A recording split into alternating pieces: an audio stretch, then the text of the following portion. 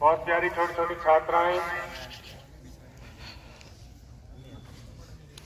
आज देश 75वां गणतंत्र मना रहा है। ये 75 साल अभूतपूर्व रहे हैं। जब हमने शुरुआत की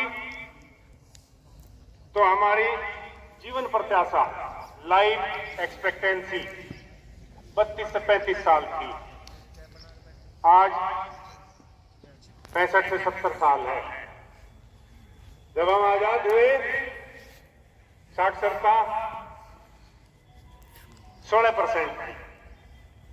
आज अनेक भवन बने।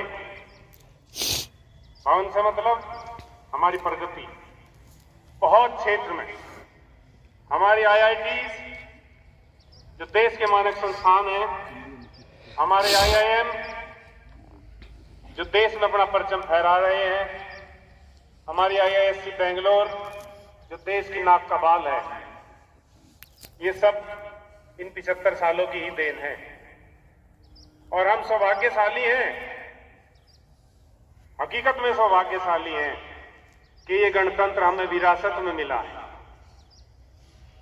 ये जो पीढ़ी खड़ी है आपके सामने, इसने गणतंत्र के लिए कोई बलिदान नहीं किया। ये हकीकत है। और आप भी सौभाग्यशाली हैं कि गणतंत्र में जन्मे हैं। हमारा कोई बलिदान, कोई त्याग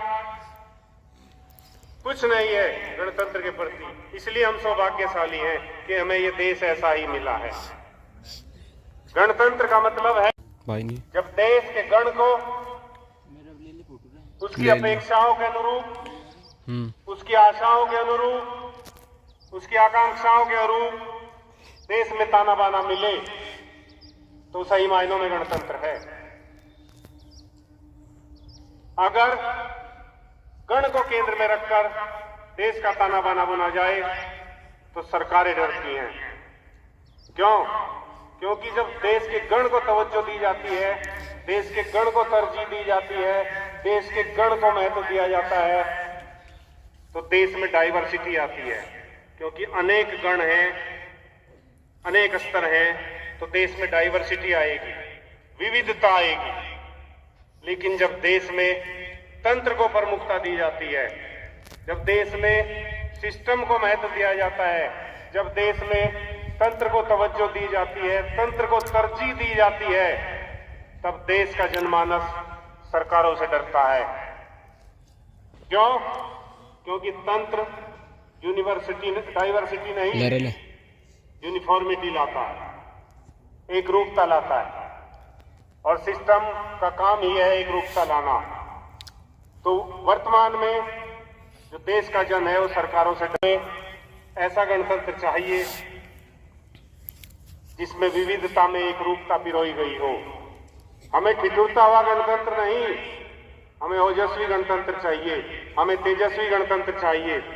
और वो तब होगा जब देश के गण को केंद्र में रखकर देश का ताना बाना बुना जाएगा। देश की योजनाएं गण के अनुरूप होंगी, उसकी आशाओं के अनुरूप होंगी, उसकी अपेक्षाओं के अनुरूप होंगी, उसकी आकांक्षाओं के अनुरूप होंगी। मैं आप सबको, इस विद्यालय परिवार को, विद्यालय परिवार की ही तरफ से 75वें गणतंत्र की हार्दिक बधाइयां देता हूं और नमन करता हूं भारत माता के उन महान सपूतों को।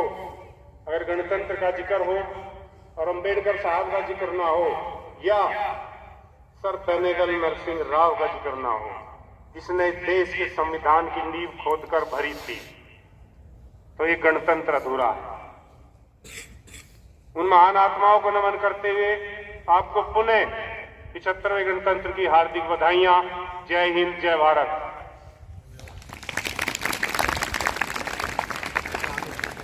हाथ ऊपर, स्काउट ताल लगाइए। धन्यवाद सर।